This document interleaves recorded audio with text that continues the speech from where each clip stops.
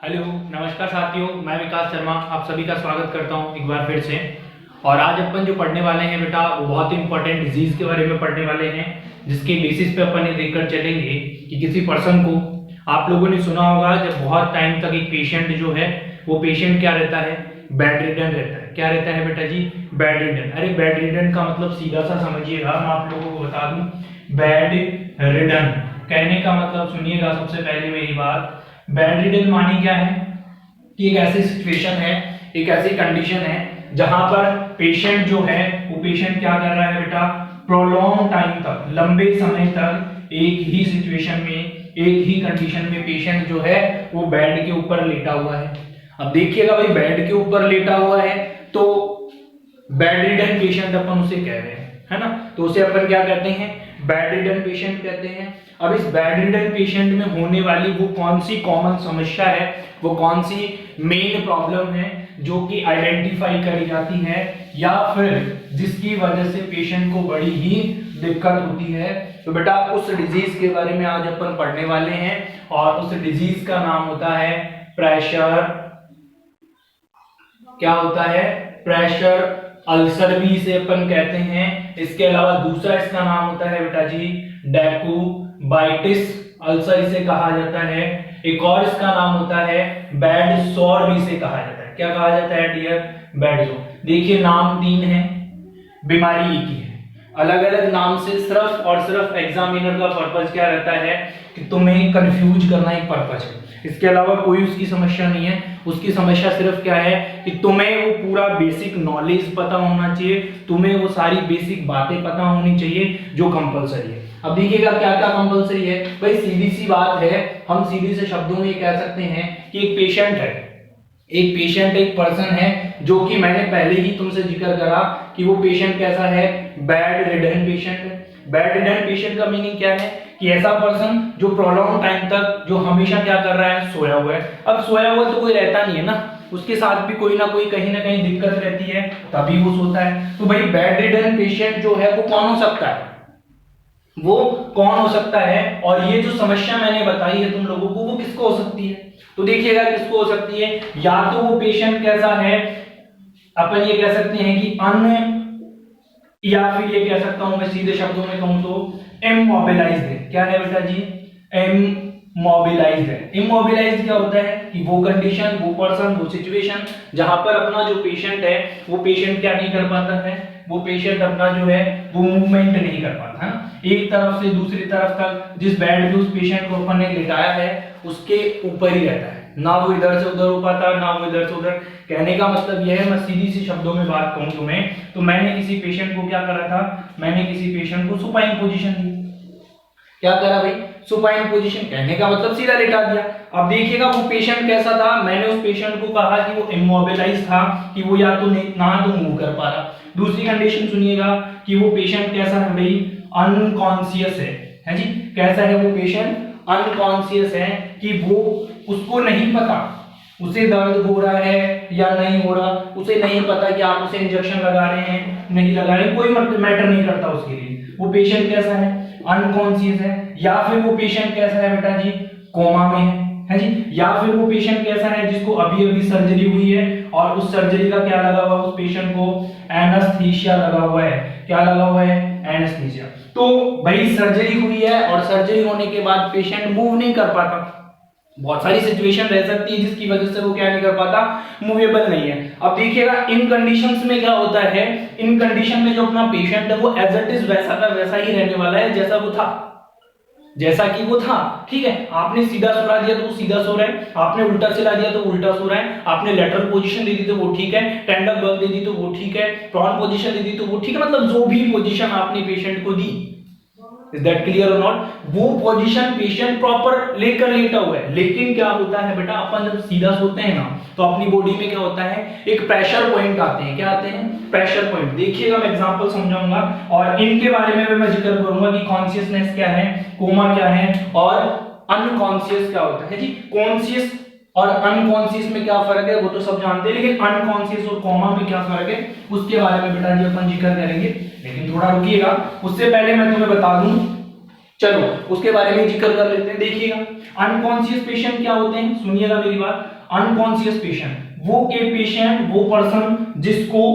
किसके बारे में नहीं पता है, ना उसे प्लेस के बारे में पता है, ना उसे ओरिएंटेशन पता है जी, वो कहां पर है, समझ रहे हो मेरी बात को। इसके अलावा ना उसे जो है टाइम पता है, ना उसे अपना नेम पता है, या फिर मैं ये कह रहा हूं कि अनकॉन्शियस पर्सन वो पर्सन होता है जिसे आप क्या कर रहे हैं, किसी भी तरीके का स्टिमुलेशन दे रहे हैं।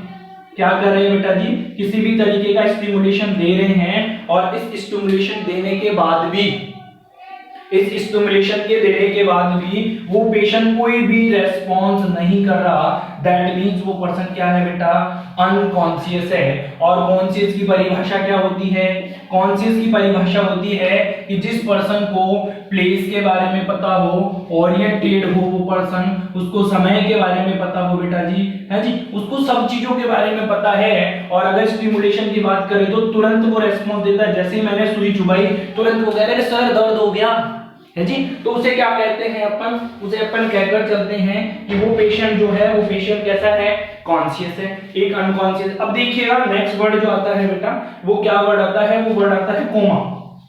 क्या आता है, कोमा।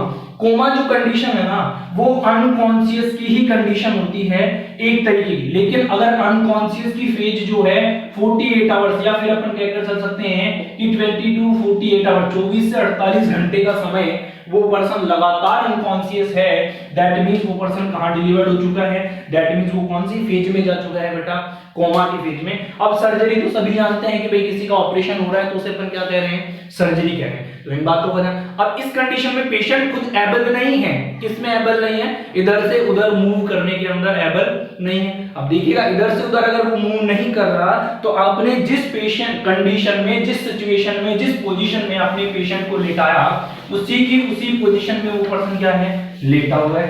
अगर वो पेशेंट उसी पोजीशन में लेटा रह गया, तो भाई अपने देखा ना कि रात को अगर सुपाइन में सोए और वैसे एक ही पोजीशन में सोए रह जाते हैं, तो सुबह उठते हैं तो अपन चेक करते हैं कि हमें क्या हो रहा है, दर्द हो रहा है। अब वो दर्द क्यों होता है, क्यों होता है बेटा, देखिए मैं आप लोगों के सामने एक पेशेंट बनाने की कोशिश करता हूं। जैसे अपन मान लेते हैं ये पेशेंट का हेड एंड साइड है, ये क्या है जी, उसका हेड एंड साइड है। चलिएगा ये हेड एंड साइड अपन बता रहे हैं, ठीक है। अब देखिएगा ये जो पर्सन है, मैंने ये अपने पेशेंट हैं, ये भाई साहब है, ये सुपाइन पोजीशन में सो गए। तो अपन ये देखते हैं कि इनके अगर सीधा बंदा सो रहा है तो ये पीछे की तरफ क्या है बेटा, इसका ये पीछे की तरफ है हेड। अगर मैं सीधा सो रहा हूं तो मेरे बैक में क्या आ जाएंगे, यहाँ पे मेरे जो है शोल्डर्स आ जाएंगे, हाँ जी, क्या आ जाएंगे, मेरे शोल्डर आ जाएंगे। चलिएगा देखिएगा शोल्डर्स के बाद में क्या आ जाएगा, मेरी बैक आ जाएगी, हाँ जी, शोल्डर आ जाएंगे, शोल्डर के बाद में मेरे क्या आ जाएंगे, बैक आ जाएंगे। चलिएगा ये मेरी क्या है, बैक है, और बैक में भी बेटा स्पेशली किस पे प्रेशर आता है, तो हिप्स पे प्रेशर आता है। इसके अलावा पीछे नीचे और नीचे आओगे तो अपने जो एंकल होते हैं ना, उस एंकल पे देखो, एग्जामिनर इन्हें कैसे भी पूछ सकता है, और एग्जामिनर इन्हें ये भी बोल सकता है कि वो कौन कौन सी साइड है जहां पर प्रेशर पॉइंट के नाम से जाना जाता है। तो बेटा जी अलग अलग पोजीशन में ना अलग अलग क्या होती है, प्रेशर पॉइंट्स होते हैं, लेकिन वो अपन पढ़ेंगे डिटेल क्लास में, वो कभी पढ़ेंगे डिटेल क्लास में। अभी मैं आप लोगों को सुपरविजन बता रहा हूं कि इस तरीके से क्या होता है, अपना डेकोवाइटिस अल्सर कॉज होता है, ठीक है। तो अभी क्या है, ये प्रेशर पॉइंट है। प्रेशर पॉइंट कौन सा है भाई, पर्सन सीधा सो रहा है तो मेरे बैक पे प्रेशर आएगा कि नहीं, मेरे शोल्डर पे प्रेशर आएगा कि नहीं, हिप्स पे प्रेशर आएगा कि नहीं, एंकल पे प्रेशर आएगा कि नहीं, आएगा कि नहीं, कार्फ मसल पे प्रेशर आएगा कि नहीं, क्योंकि बॉडी जो है वो बॉडी कहीं ना कहीं पूरी टच तो नहीं होती ना, सीधी कहीं ना कहीं जैसे पिलो लगा रखा आपने, है जी, तो हिप्स टच हो जाते हैं, बट जो बैक का थोड़ा बहुत हिस्सा है वो अप ही रहता है, हमेशा रहता है कि नहीं। तो बात ये कहना चाहता हूं कि इन प्रेशर पॉइंट्स पे अगर कंटिन्यूअसली प्रेशर रहा बेटा जी, अगर कंटिन्यूअसली प्रेशर रहा, और इस कंटिन्यूअसली प्रेशर रहने की वजह से, कंटिन्यूअसली दबाव रहने की वजह से यहाँ की जो स्किन है वो स्किन क्या होने लगेगी, डैमेज होने लगेगी। वो स्किन क्या होने लगेगी डियर, डैमेज होने लगेगी। उस स्किन की कंटिन्यूटी के अंदर क्या आने लगेगा, उस स्किन की कंटिन्यूटी के अंदर आने लगेगा बेटा ब्रेक डाउन।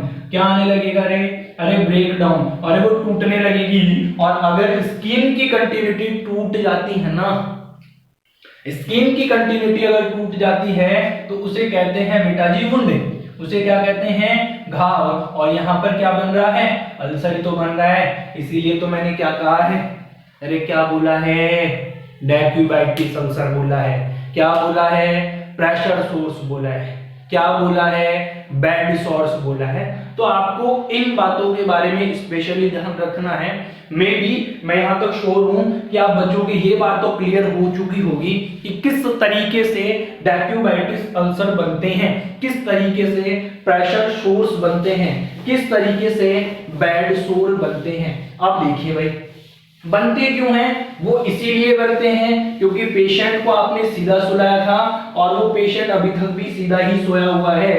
तो अगर वो सीधा का सीधा सोया रह गया ना तो उससे क्या होगा, उससे नुकसान होगा। और भारी नुकसान क्या होगा कि उस पेशेंट की जो प्रेशर पॉइंट है, उसकी जो कंटिन्यूटी है, उस कंटिन्यूटी क्या आ जाएगा डियर, उस कंटिन्यूटी में डिफॉर्मिटी आ जाएगी, उस कंटिन्यूटी में ब्रेकडाउन आ जाएगा। तो उसे क्या कह देंगे, प्रेशर सोर्स डेक्यूबाइटिस अल्सर, या फिर आप क्या बोल सकते हैं, उन्हें बेड सोर के नाम से जानते हैं।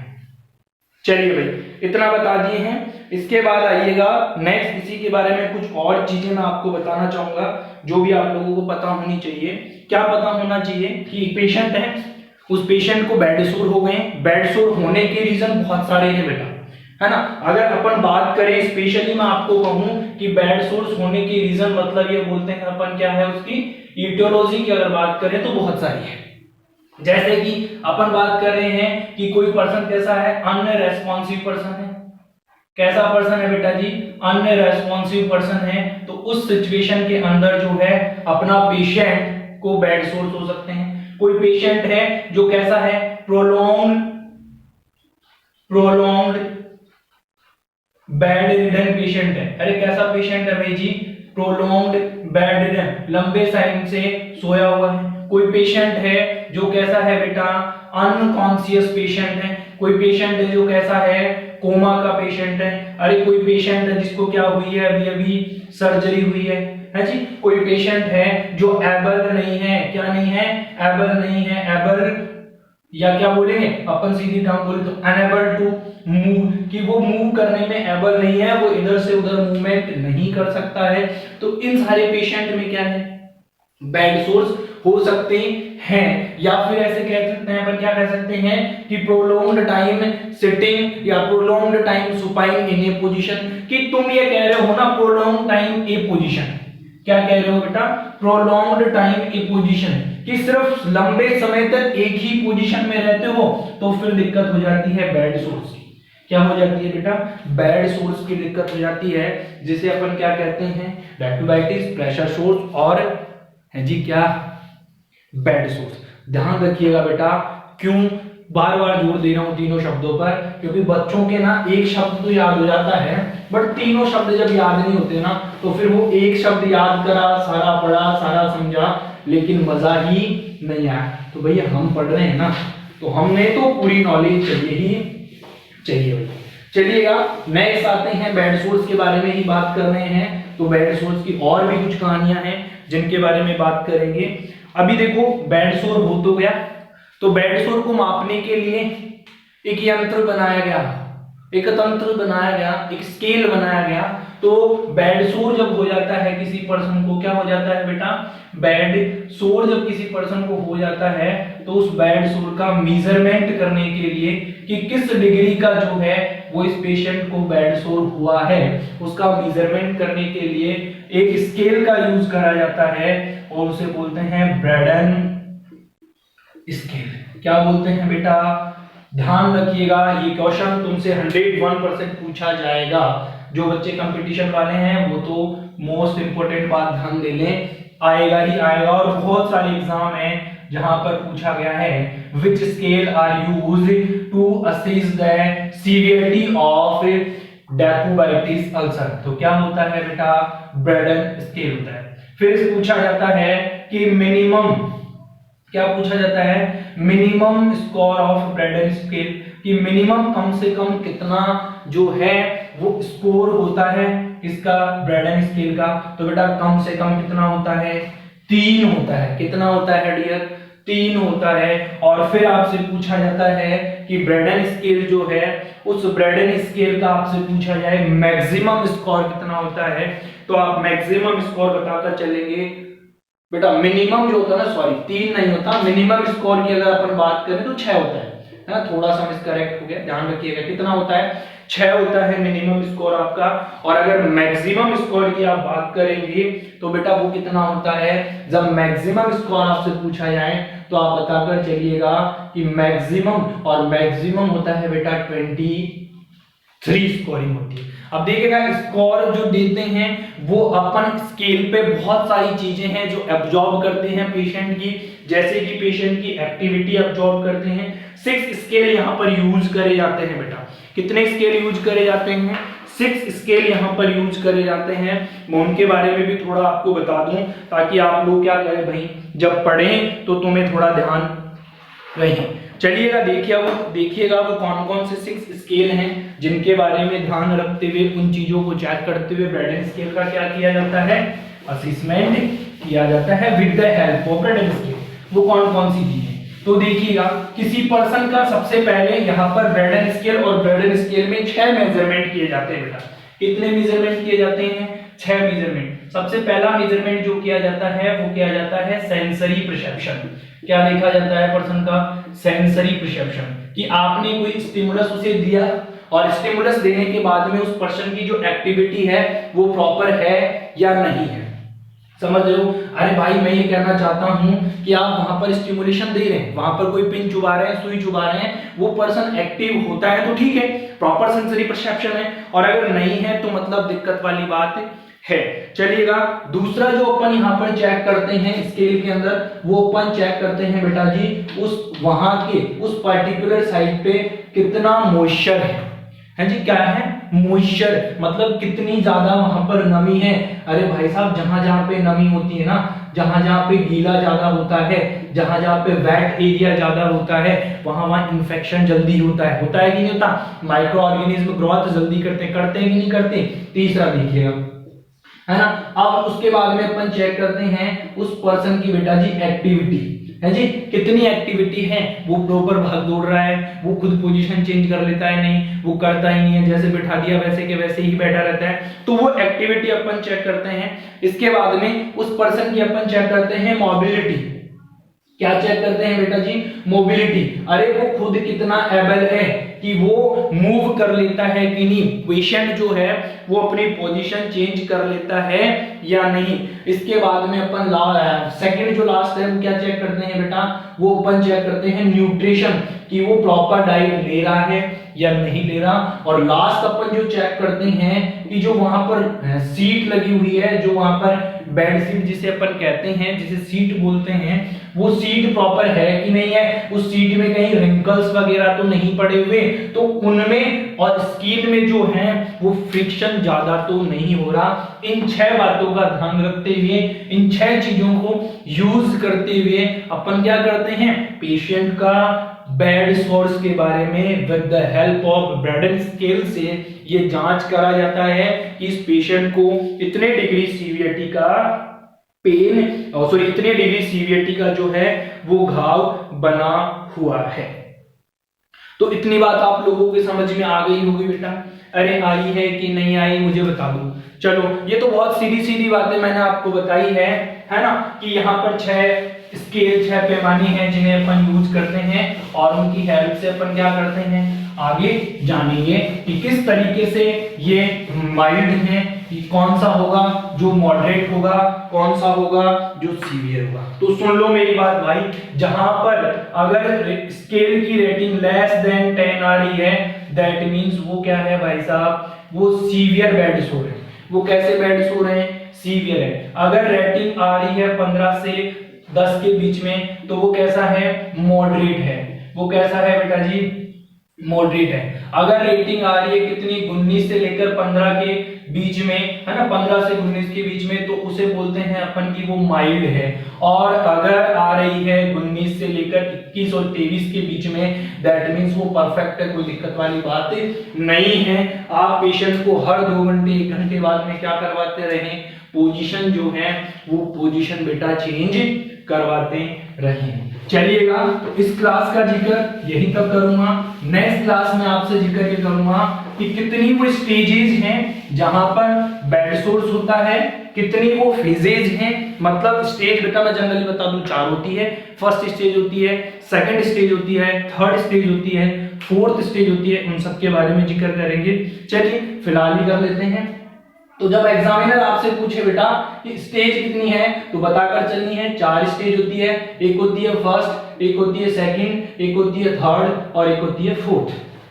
समझ में आई बात? देखो भाई, यहां पर जो पहली स्टेज है घाव बनने की, डेकोवाइटिस अल्सर होने की, दैट मींस वहां पर क्या देखा जाता है, रेडनेस देखा जाता है। वहां पर हल्की फुल्की क्या हो सकती है, इचिंग हो सकती है, खुजली चलने लगती है। भाई प्रेशर एक जगह आता है ना, तो झंझनाट, टिंगलिंग सेंसेशन जिसे बोलते हो, वो यहाँ पर देखा जाता है। जब सेकंड स्टेज की बात आती है तो सेकंड स्टेज में क्या होता है, स्किन की बेटा डिसकंटिन्यूटी हो जाती है। क्या हो जाती है, स्किन की डिसकंटिन्यूटी हो जाती है। और जब स्किन की डिसकंटिन्यूटी हो गई मतलब घाव बनना स्टार्ट हो गया। चलिएगा नेक्स्ट की बात करें। यहां पर जो है आपकी डर्मिस लेयर जो है, डर्मिस और एपिडर्मिस का क्या होने लगता है, ब्रेक डाउन होने लगता है। यहां पर आपकी एपिडर्मिस भी, यहां पर आपकी डर्मिस भी, यहां पर आपका फैट भी, यहां पर आपके कुछ टिश्यू भी जो क्या होने लगे हैं, ब्रेक डाउन होने लगे हैं। और अगर यहां की बात करूं तो ये सारे तो हो ही रहे हैं ब्रेक डाउन। लेकिन इस स्टेज के अंदर कभी भी जो है पेशेंट को बोन शो नहीं होती। थर्ड स्टेज में बोन और जो लिगामेंट होते हैं ना बेटा, वो लिगामेंट कभी शो नहीं होते।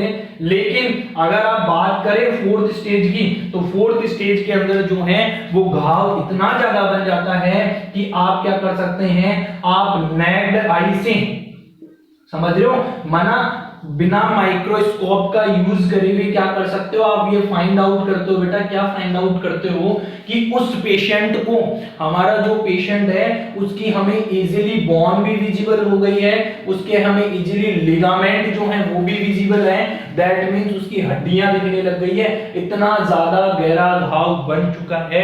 आपने देखा होगा जो पेशेंट बहुत लंबे टाइम तक कोमा में रहते हैं उनके पीछे बड़े बड़े छाले बन जाते हैं बेटा, और वो नेग्लिजेंसी ऑफ नर्स की वजह से होता है। ऐसा क्यों है, क्योंकि जो नर्सेज होती है वो प्रॉपर तरीके से प्रॉपर टाइमिंग पे उनको परफेक्ट क्लीनिंग करने का काम नहीं करती, और जब वो क्लीन नहीं करेगी, प्रॉपर पोजीशन नहीं देगी, दैट मींस आप केयरलेस हैं, और आप केयरलेस होने की वजह से पेशेंट के साथ में ये प्रॉब्लम हुई है जिससे वो बेचारा सफर कर रहा है। तो भाई ये 4 स्टेज, और वंस मोर सुनिएगा, इन चारों स्टेज के बारे में डेफिनेट क्वेश्चन बनते हैं, आप ध्यान दे लें, स्पेशली ध्यान दें, है जी। चलिएगा, इतनी बात बताने के बाद में नेक्स्ट आइएगा, डेक्यूबाइटिस अल्सर के बारे में ही बात करूं तो मैं नेक्स्ट बात ही आती है बेटा कि सर हो तो गया है जी, हो तो गया, तो फिर हम मैनेजमेंट जो है वो मैनेजमेंट क्या करें। तो सुन लो भाई, मैनेजमेंट क्या करना है आपको, या फिर आप कह सकते हैं कि उस पेशेंट का क्या करें, हम ट्रीटमेंट जो है वो ट्रीटमेंट क्या करें। देखो भाई सीधी सी बात है, सबसे पहले कि कोज जानो भाई, कोई भी बीमारी और बीमारी के सही करने के तरीके देखना है ना, सही करना है ना, तो सबसे पहले मेरी बात स्पेशली नोट करें, अपने दिमाग में घुसा ले इस बात को कि जो होने की वजह थी, जो जिसकी वजह से क्या हुए थे बेटा, कोज जो थे, जो कि इटियोलॉजी जो थी अपनी, उस इटियोलॉजी को सही कर दो, ऑटोमेटिक बीमारी सही, ऑटोमेटिक सही की नहीं। तो हमने देखा कि पेशेंट जो है वो प्रोलॉन्ग्ड क्या था, बेड रिडन था। मतलब मैंने क्या करना है, सबसे पहला काम ये कर देना है कि पेशेंट की frequent change the position, frequent change the position, कि मैं पेशेंट की टाइम टू टाइम क्या करने वाला हूं, पोजीशन चेंज करूंगा। और कितनी देर में, तो ये भी आप बताकर चले कि एवरी 2 आवर्स, हर 2 घंटे में, या रेंज में पूछे तो 1 से 2 घंटे में आप क्या करेंगे, पेशेंट की पोजीशन को चेंज करेंगे। सबसे पहला काम ये करेंगे। दूसरा काम सुनिएगा कि जो दूसरा काम करना है वो क्या करना है, provide the clean and dry seat, कि आप जब भी पेशेंट को बेड पोजीशन चेंज कर रहे हैं और जब सीट चेंज कराते हैं तो हमेशा बिल्कुल साफ सुथरी, क्लीन का मतलब है बेटा यहाँ पे स्टेराइल, क्या देनी है आपको, स्टेराइल सीट प्रोवाइड करनी है, और वो स्टेराइल सीट बिल्कुल ड्राई होनी चाहिए, मॉइस्चर बिल्कुल भी नहीं होना चाहिए। इस बात का आप स्पेशली ध्यान रखेंगे। इसके अलावा आगे सुनिएगा, नेक्स्ट आपको क्या करना चाहिएगा, नेक्स्ट आपको करना चाहिएगा कि आप क्या करें, आप अगर जो सीट है आपके पेशेंट की, अगर उसके अंदर जो है बेटा रिंकल्स पड़े हुए हैं, अगर उसके अंदर सलवटें पड़ी हुई है और सलवटें हैं ना, तो उन सलवटों की वजह से क्या हो सकता है, अपने पेशेंट को अल्सर हो सकता है। क्यों होगा, क्योंकि वहां पर होगा बेटा फ्रिक्शन। क्या होगा मेरे लाला और लालियों, अरे बोलो रे, क्या होगा, फ्रिक्शन होगा बेटा जी। और जब फ्रिक्शन होएगा ना तो सीधी बात है क्या बन जाएगा, अल्सर बन जाएगा। तो इस बात का स्पेशल ध्यान रखेंगे अपन कि क्या हो नहीं हो, वहां पे रिंकल्स जो है वो रिंकल्स नहीं पड़े। इतनी बात चीजें ध्यान दें, चेंज पोजीशन करनी है, क्लीन और ड्राई सीट देनी है, इसके अलावा रिंकल्स फ्री सीट आपको प्रोवाइड करनी है। नेक्स्ट देखिएगा, जो अपना पेशेंट है उसको और क्या करना पड़ेगा आपको, तो हम क्या करेंगे, उस पेशेंट को बहुत अच्छी डाइट देंगे। क्या करेंगे, हेल्दी, या फिर ऐसा बोलकर चल सकते हैं कि न्यूट्रिशनल डाइट प्रोवाइड। क्यों करना है बेटा, अच्छी डाइट दोगे तो घाव जल्दी बनेंगे, और सॉरी घाव बन गए हैं तो वो जल्दी ठीक हो जाएंगे। भाई घाव बन गया, और अच्छा खासा प्रोटीन दीजिए आप, और वेल प्रोटीन डाइट जब देते हैं तो वुंड हीलिंग में बहुत अच्छा काम करती है, या फिर फटाफट जो है बॉडी को टूटने ही नहीं देती। अगर बॉडी बिल्डर है, प्रोटीन यूज करते हैं कि नहीं करते, बिल्कुल करते हैं। अभी भी ठीक नहीं हो रहा है तो फिर अपन क्या करते हैं भाई, पेशेंट को एक बेड है और वो बेड प्रोवाइड करते हैं। और वो कैसे बेड होते हैं बेटा जी, वो या तो एयर बेड होते हैं। कैसे बेड होते हैं वो, एयर बोर्ड, जिनके अंदर क्या होता है, एयर बेड में हवा भरी होती है। उन पेशेंट को आप क्या करें, हवा वाले बेड पर, ताकि जो प्रेशर है वो प्रेशर क्या हो जाए बेटा, डिवाइड हो जाए। या फिर आप कौन से बेड काम में लें, वाटर बेड भी काम में लेकर चल सकते हैं, जिससे कि एक पर्टिकुलर साइड और एक पर्टिकुलर जगह पे जो प्रेशर लगा हुआ था उस प्रेशर को क्या किया जा सके, रिलीव किया जा सके, उस प्रेशर को क्या किया जा सके, कम। अगर आपने प्रेशर कम कर लिया ना तो सीधी बात है, जो बीमारी हो रही थी वो बीमारी ऑटोमेटिक क्या हो जानी है, डाइवर्ट हो जानी है, सही हो जानी है। और जब सही हो जाएगी तो हमें किसी चीज का कोई इश्यू नहीं रहेगा। तो बेटा ये कहानी किसकी है, डैक्यूबाइटिस अल्सर की है। पेशेंट को बहुत अच्छी डाइट देंगे, time to time position change करेंगे, और अपन ये चेक करते रहेंगे कि जो सीट बिछा रखी है मैंने वो सही है नहीं है, नहीं है तो मुझे सही करनी है। तो ये था आपका डैक्यूबाइटिस अल्सर। सभी से मेरी छोटी सी हेल्प करिएगा, आप लोग इस वीडियो को फटाफट सभी लोगों तक पहुंचाइएगा, ताकि अपन फटाफट और जल्दी से लाइव क्लासेस स्टार्ट कर सकें, ताकि आप लोग मेरे साथ जुड़ सकें और बेहतरीन से बेहतरीन क्लासेस अटेंड कर सकें। Thank you so much everybody. मैं विकास शर्मा आप सभी का तहे दिल से धन्यवाद करता हूं। आप सभी लोग बहुत अच्छा सपोर्ट कर रहे हैं, कुछ और टाइम और हमेशा आपके सपोर्ट की मुझे जरूरत है। Thank you so much, all the very best.